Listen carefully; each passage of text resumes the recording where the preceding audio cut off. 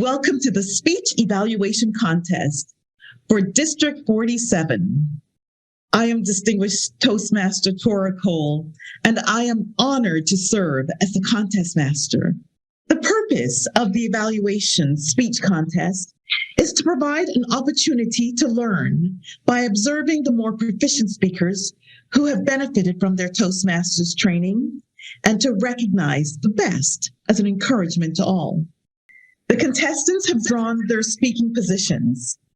The speaking order is contestant number 1, Ruth Ward.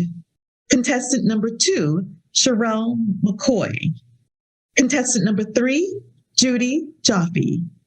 Contestant number 4, Louise Bravin. Contestant number 5, Kareem Wildream. Contestant number 6, Shabato Gibson. Contestant number 7, Anthony Seriol. Again, the contestants are as follow: Ruth Ward, Sherelle McCoy, Judy Jaffe, Louise Bravin, Kareem Wildream, Shabato Gibson, and Anthony Seriol. Please welcome our test speaker, Dustin Croker. Keep the magic alive. Keep the magic alive. Dustin Croker. The clock had clicked down to 0. The final game of my college football career. Still thinking I would never step on the gridiron again. The last time I'd play with my teammates. In fact, I was so convinced that weighing 300 pounds, being an offensive lineman, I thought, you know what? It's time to get this weight off. I got a personal trainer, went down to the gym and said, how do we do this? He said, here's what we're going to do. You see that treadmill over there? You're going to get on that treadmill and you're going to walk until you get down to your target weight. I walked on that treadmill nonstop, 24 hours a day for 18 days until I finally hit my target weight. Felt like a new man. It was now time to move on, graduate from college, and enter the workforce. Before that happened, I received the call of a lifetime. A sports agent. He said, young man, you have a couple teams that are interested in bringing you into training camp. I said, I got a real problem here. I'm about 60 pounds lighter than I need to be to play. He said, you need to figure it out. I called that personal trainer back up, went to the gym, walked backwards on the treadmill for 18 days, and I was back at my playing weight. It was now time to enter training camp with the Detroit Lions. I'll never forget the first time I walked into that locker room as a player. It was like a dream come true.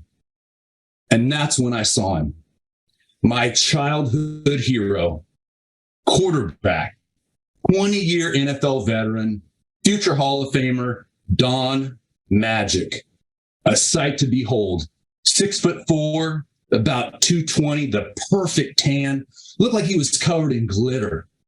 Beautiful golden blonde hair. It was like he was floating, a football angel coasting around the locker room. It was time for our first offensive line meeting. I go into the meeting room with our offensive line coach, and Coach Mock gets in front of me and said, "Men, you've got one job only." And that's when the image of quarterback Magic appeared up on the screen. He pointed to it and he said, you know what? If you let this man get hurt, you're out of here. One job, protect quarterback Magic. Needless to say, I was a little bit nervous. Walked back to my locker. I started to put my gear on. We've got about 15 minutes before our first practice. And that's when I noticed there's something strange going on in the locker room. There's a buzz. Something seems amiss. I nudged the player next to me and said, hey, what's going on around here? What's everybody talking about? He said, oh, man, you haven't heard? We've signed Spellman. I said, who's Spellman? He said, man, you haven't heard of Alonzo Spellman? I said, nope. He said, oh, let me tell you about him. The guy's 6'6", 310 pounds of solid muscle. Not only is he one of the best players of all time to play at Ohio State, defensive lineman, but he's violent and he's got a criminal record. He said not too long ago, he was taking his preseason physical. He's at his doctor's office. His doctor comes in 15 seconds late to the appointment. This guy rips the door off the hinges, throws it through the window. They have to bring in the SWAT team to contain this guy. They put a net over him. Is the only way. The handcuffs breaks him like butter. This is the guy that I'm going to have to block to protect quarterback Magic. I walk out on the practice field and there he is. I see him. A physical specimen, like an oak tree, casting a shadow out onto the field. My knees start to tremble. I can feel the butterflies in my belly. I think, oh my goodness, how am I going to do this? At that moment, all the little things that I had learned in college from my coaches, the techniques, the little things that I could control to block the player in front of me, went out the window. I was overcome with nerves. I was scared. I remember I put down my hand in the dirt. It's the first play. I've got to block this Spellman. I can see the yellow smoke coming out of his mouth. The veins look like ropes on his forearms and biceps. Everything out the window. He steps around me and lays an absolute kill shot on the quarterback. Magic is on the ground. I look back. I'm defeated. I see that his tan has diminished. It's a couple shades lighter. The glitter's gone. Magic looks to be hurt, but we pick him up. He gets back underneath the quarterback. I've now got another shot to block Spellman. And that's when I realized if I was going to be overcome with fear and I forgot all the little things, I didn't have a chance. But if I could just focus on the details, the controllables, and that's what I did. I took a sharp step with my left foot. I got my hand in just for a second. I gave Magic not more than 2 seconds, but he stepped back, threw that ball down the field. Perfect touchdown. The crowd that was there went wild. Next play, I used my techniques that I learned, that I could control. Step with my right foot, get my hand on this beast for just 1 second. Quarterback Magic on the outside. Touchdown. Everyone cheers and goes wild. And that's when it all clicked. If there are monsters in your life, things that you're scared of, if you can just focus on the little things that you can control, no matter what they are, no matter how small, you got a shot to keep the Magic alive. Madam Contest Chair. Please show him some love. We all know what it's like to get up and speak, or maybe we don't. But as Toastmasters, we really should know what it's like. So, Dustin, look, you're getting the hearts, you're getting the confetti, you're getting some clapping hands. People are showing you some love. And thank you for showing District 47 some love today. I want to say, first of all, congratulations and thank you for agreeing to be District 47's test speaker. And I know where you come from, where you're hailing from today, and we'll get into that a little bit. But if you can unmute yourself, Dustin. All right, Dustin, what clubs do you belong to and how long have you been a Toastmaster? I've been a Toastmaster for about 2 years. I belong to the Aptos Club 595, and I'm out in the Bay Area of California. Ladies and gentlemen, fellow Toastmasters, do you hear that? He is coming to us all the way from California. Do you know what that means? That means that we are 3 hours ahead of him. And so when you were complaining that we had to log in at 8 o'clock this morning, poor Dustin, he was thinking he needed to be up, ready and dressed and have his camera on at 5 a.m. So Dustin, we really appreciate and thank you for being here. Happy to be here. Tell me, or tell us, why did you join Toastmasters? I had a horrible experience when I was in high school. I had qualified for a scholarship and I showed up, and in order to get the scholarship, there were maybe 5 applicants who made it to this final round, and we had to present to this Rotary Club. And I remember I wrote a short speech on a note card. I decided to ditch it at the last minute. It was just a horrible experience. Needless to say, I didn't get any money out of it. And I remember from that point, I thought, I've got to do something about this. I'm in medical device sales, and I in front of large groups all the time. And I heard about Toastmasters from a friend, joined, and it's been one of the best decisions I've made in my life. Great. Thank you. Yeah. I'm sure. Yeah.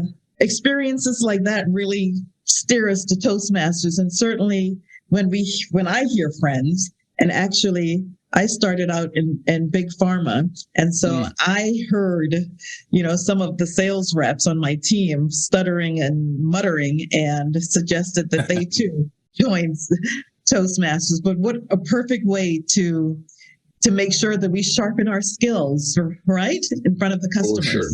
Absolutely. Yeah, so we know that you, and I started off my sentence with a so, and I know that as a Toastmaster, I should not do that.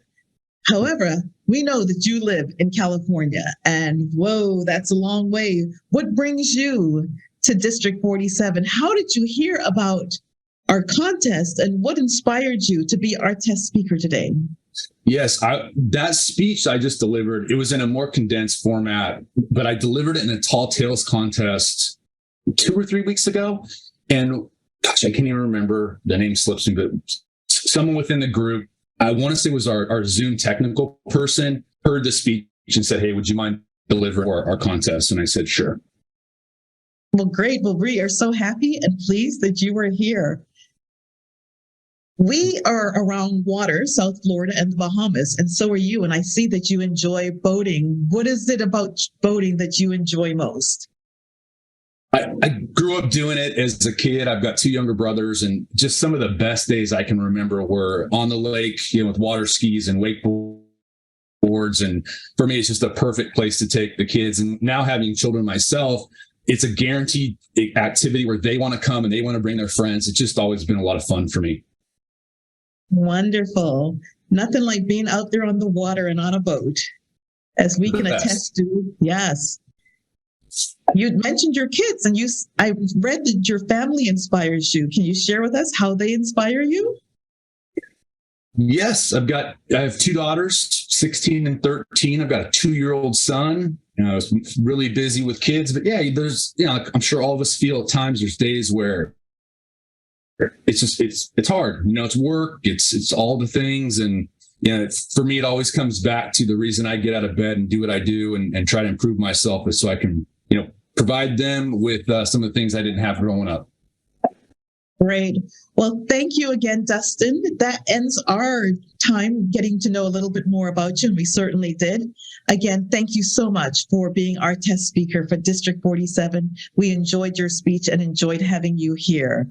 We will now bring in, thank you. We will now bring in our first evaluation contestant. Contestant number 1, Ruth Ward. Ruth Ward. There is something magical about getting to live your dream. And what's even more magical about keeping that dream alive is to be able to tell that story to others, with as much zeal, passion, feeling, emotions that your audience could also feel like they've had the magic of living your dream. And that's exactly what you did, Dustin, in telling us about your story. And it started about when you were the clock was counting down, and it was the end of your college career as a football player. And then you had to think about what's next.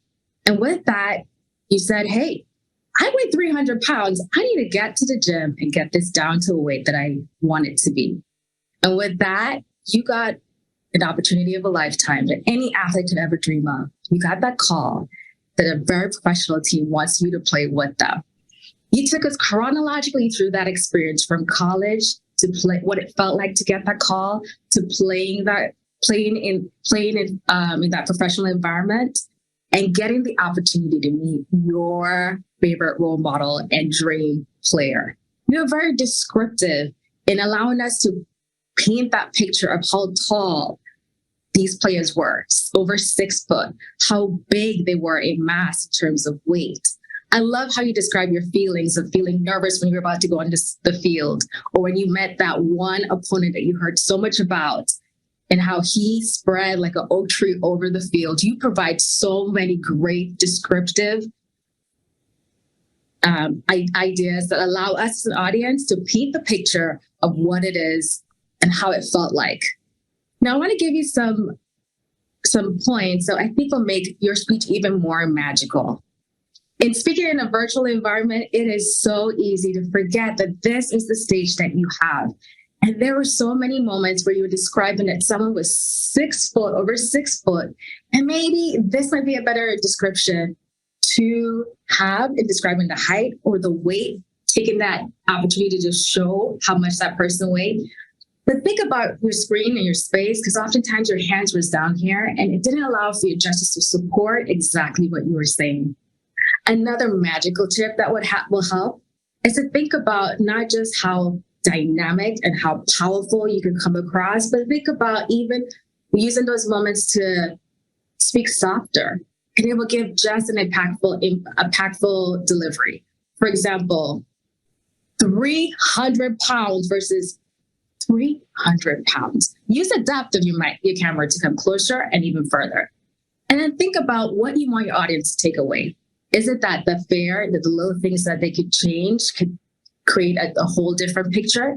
If that's the case, incorporate it at the beginning so your audience can be pulled in, engaged from the beginning, and they'll know exactly what the main point is. So towards the end, it's re-emphasized. I love that you get to share the magic of your dream. And remember, in the magical way of delivery, think about how you can incorporate vocal variety, gestures, and you're tying everything in from beginning to end. Thank you, Contest Chair.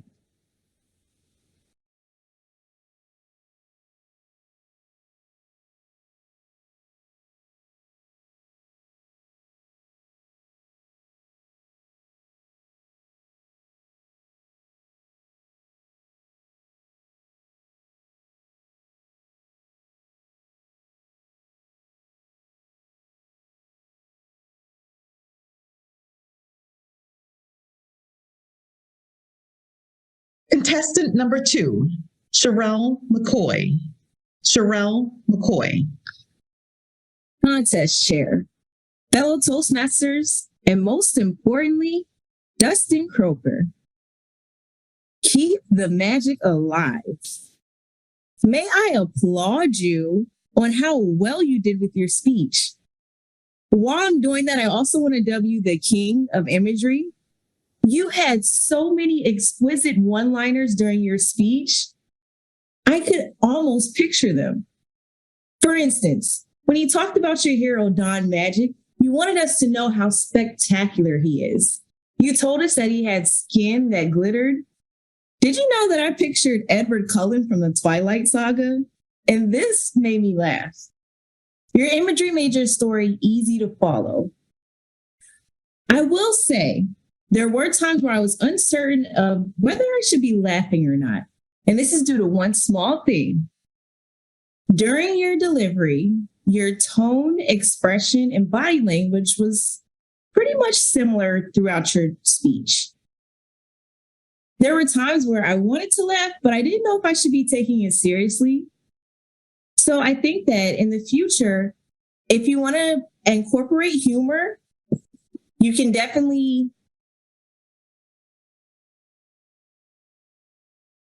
If you like to incorporate humor, you can definitely change your face, change your tone, and incorporate body language to do so.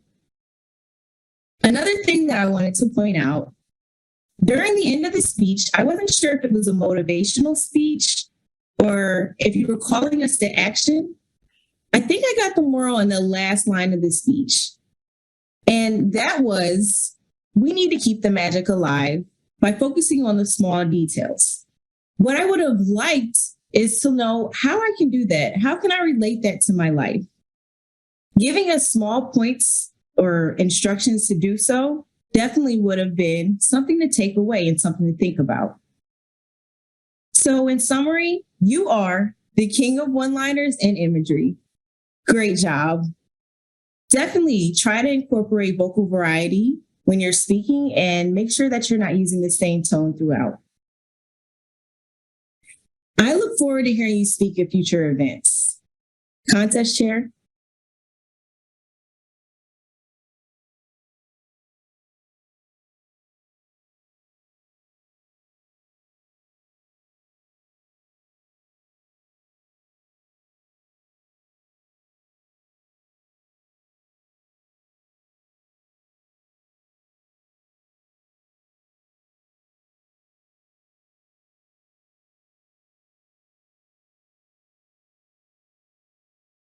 Contestant number 3, Judy Jaffe. Contestant number 3, Judy Jaffe.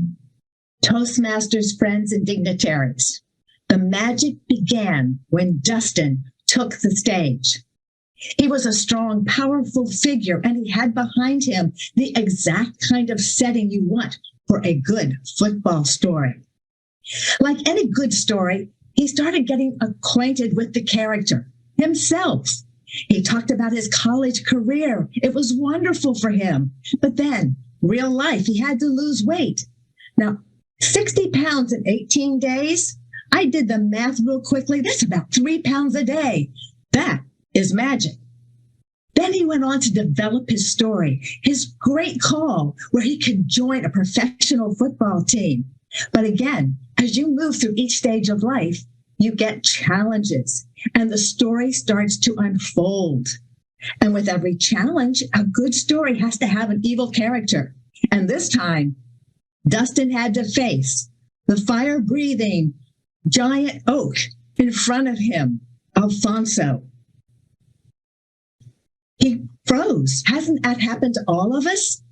But he learned from his lesson, and he took us through the story and how his character developed.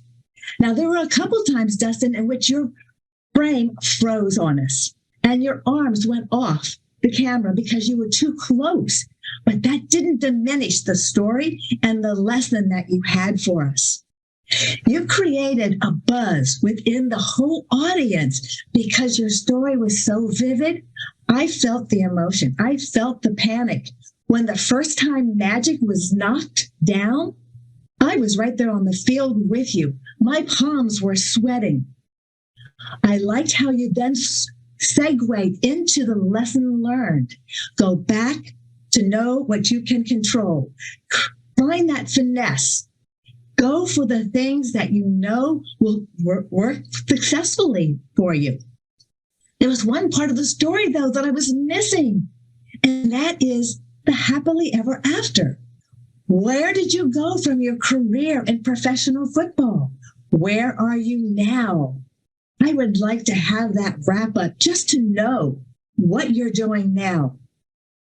You learned a lot of lessons. You taught them to us. And how valuable is it for us to know that finesse counts? You shared your magic with us, and the magic will continue going on and on. Thank you for a wonderful story and masterfully told. Back to you, Contest Master.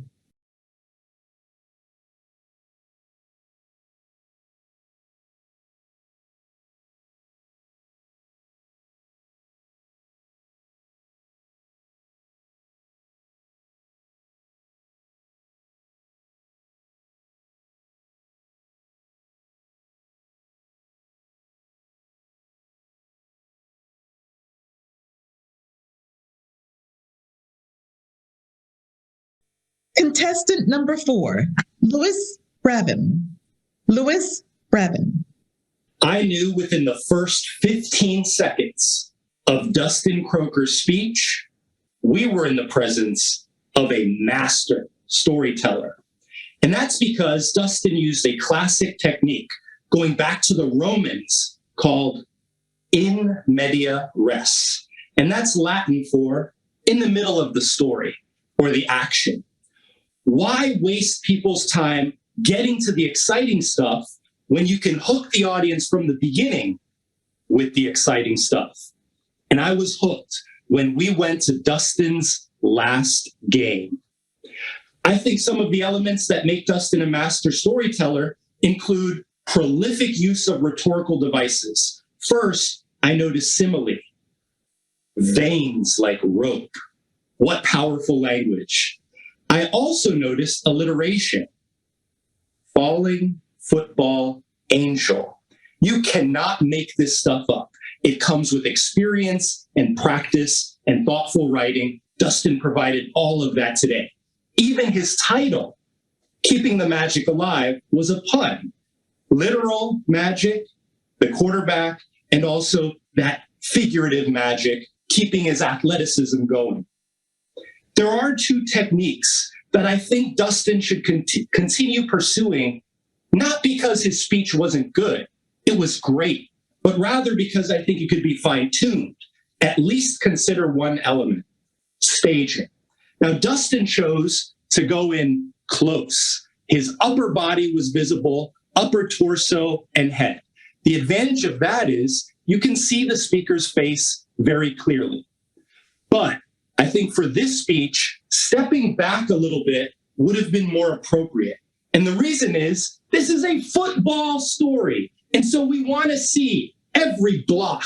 We want to see every throw. We want to see that monster, 300-pound Goliath, rip the hinges off that door. And while I noticed Dustin used some good body language, sometimes it was off the frame. Stepping back or angling the camera a different way would give him more options. Dustin, I recommend you consider it. The second element that I think Dustin could work on is slowing down the storytelling. This is not his speech. His speaking was just the right rate of speech. We could follow him all along. Rather, use deliberative pauses to control the pace of the story so that when we're right in the height, in the climax, we're with you the whole time. I stared into Goliath's eyes. Sweat dripped down. My heart was beating. That would take the story to an international contest level. I love the way you started in media res, always a good choice. Reconsider your staging, slow down the pace of the speech. Fellow contest master.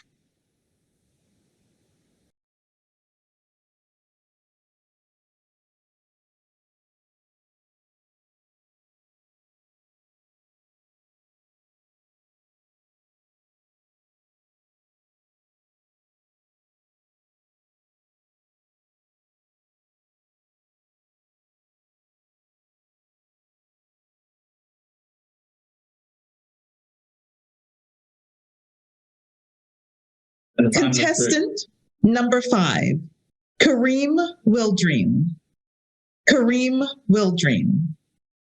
24, 32, hut, hut. Contest chair, judges, fellow contestants, and our esteemed guests. Are you ready? Because it's game time. TM Dustin Croker sure put on a performance for us today. He kept the magic alive by storytelling and walking us through that experience with him. I felt as if I was in the gym with him as he walked off those 60 pounds. And I was there when he backstepped and put those 60 pounds on magically. That was sure magic before my eyes. I was at the edge of my seat the whole time, or in my mind, at the edge of the bleachers, ready to get in the game. He did a wonderful job of walking us through his life story and showing us how he was able to tackle fear. Fear is something that we all have, and we all have to face in different times of our lives. So it was very appropriate for us. And it sure was able to connect with each one of us. He showed us how to tackle fear. He talked about his mental thought process and how we remember it as his training and how he took control of the things that he was able to. And he was able to deliver and keep magic alive. Now, even in his limited space, he was able to give us a little bit of stage presence. He moved to the left, he moved to the right, and he used his hand gestures to add to his speech. And that was wonderful. Now, as Toastmasters, we are all striving to become masters of the craft. So I have a few gifts for you, TM Croker. One, vocal variety. While TM Croker had some intonation and he was able to express himself, I believe that there was more that he was able to give. He could have grunted, he could have sweated, he could have added a little bit more flair to it and really deliver that story to us. Also, I think a little bit about structure is something that that Team Croker could have considered. While there was good story, maybe it was misaligned or misordered, or there was more meat than bun or more tomato than needed to be in that sandwich. So he probably he talked about the treadmill, he talked about different things in the locker room, but the point and the message and how to overcome fear didn't take as much real estate as it could have. But regardless, Team Croker did a phenomenal job, fantastic, and with those few tips of a little bit more vocal variety, a little better structure and balance, on top of your performance would definitely take it all the way through the roof. Good job, good game, and see you next time.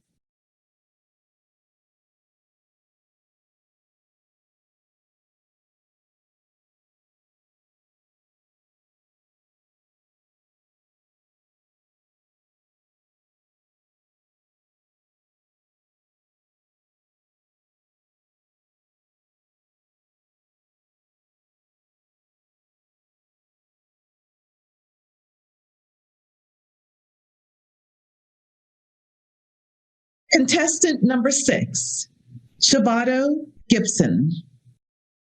Shabato Gibson. Life is like a magical journey, so travel endlessly to unfold what is profound and heart-touching beauty unknown.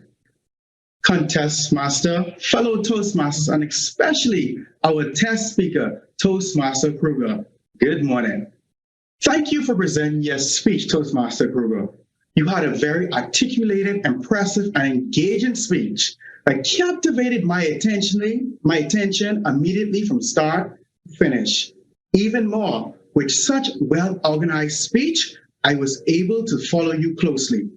You approached the lectern with excitement and vigor, and your speech was delivered conscientiously, intentionally, and purposefully.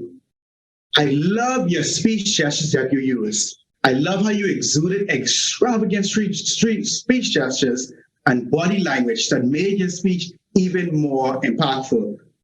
Notably, your stage movements, your hand gestures was pretty good. For example, when you mentioned the love you showed, this guy rips the door off the hinges. You actuated action there. And when you step back and you threw the ball, it shows very much great speech gesture.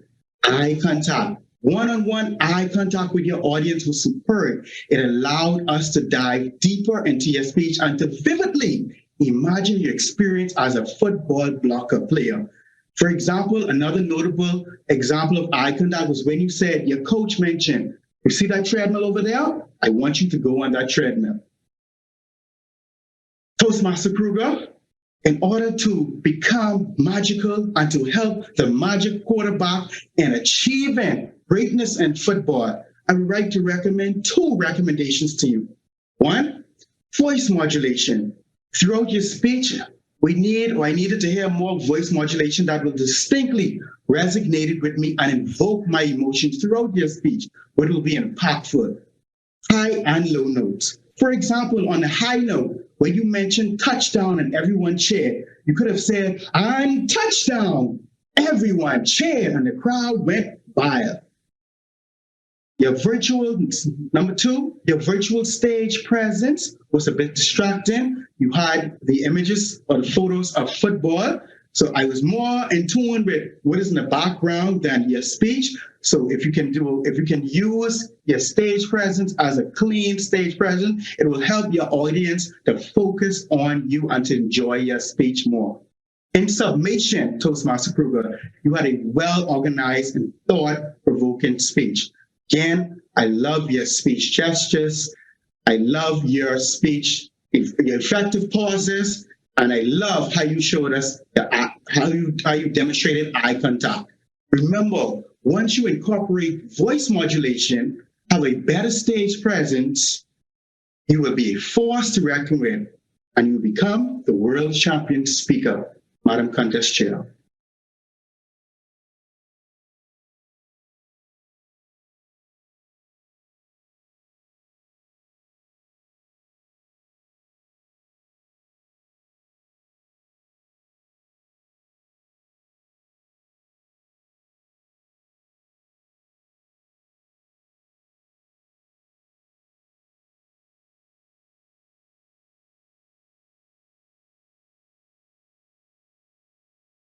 Contestant number 7, Anthony Serial.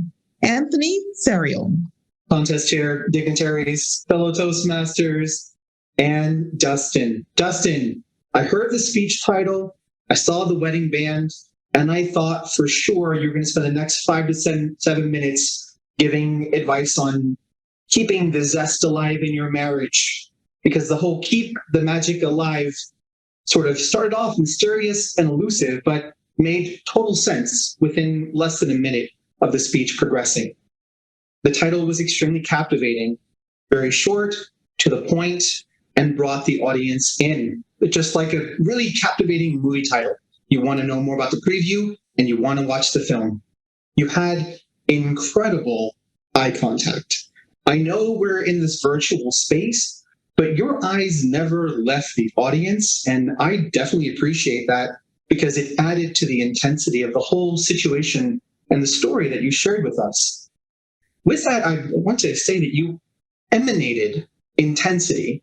Sure, because of your stature, that's one, but more so, you could see within your own physicality, you re-experiencing these memories as you shared them with us. I appreciated some of the euphemisms and phrases, that something was above, something seems amiss. That's really great narrative language that provides a lot of foreshadowing and foretelling for us, the audience. So I want to break this down, what I liked, what I loved, and what I wanted more of. Everything you've heard thus far is what I liked. But what I wanted more of, I wanted more of you.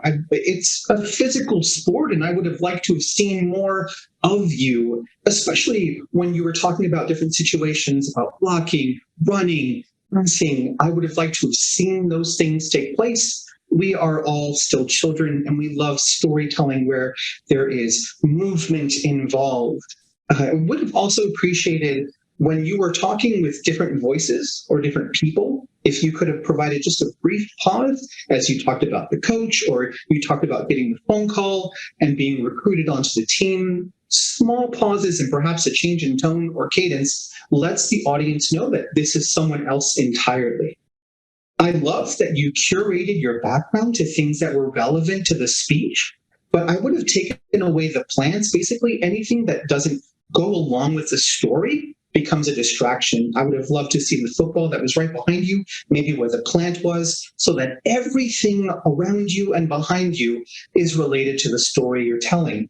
Now, in regards to height, you said that Magic was 6'4", the other Spellman was 6'6", but we don't know how tall you are, so I would have loved to have seen some comparisons of just the fear of looking up at this huge man. Besides that, I mean, in conclusion, what I loved is that you could see the sense of relief in your accomplishment. I love that it led to a call to action. Work within what's in your reach. And I appreciated the intensity. Thank you so much. Contest chair.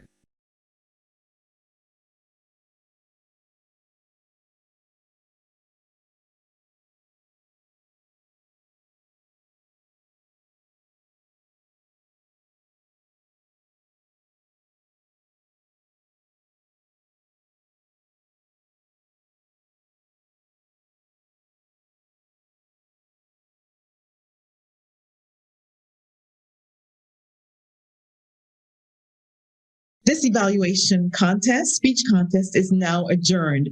It has been my pleasure to be your contest master today.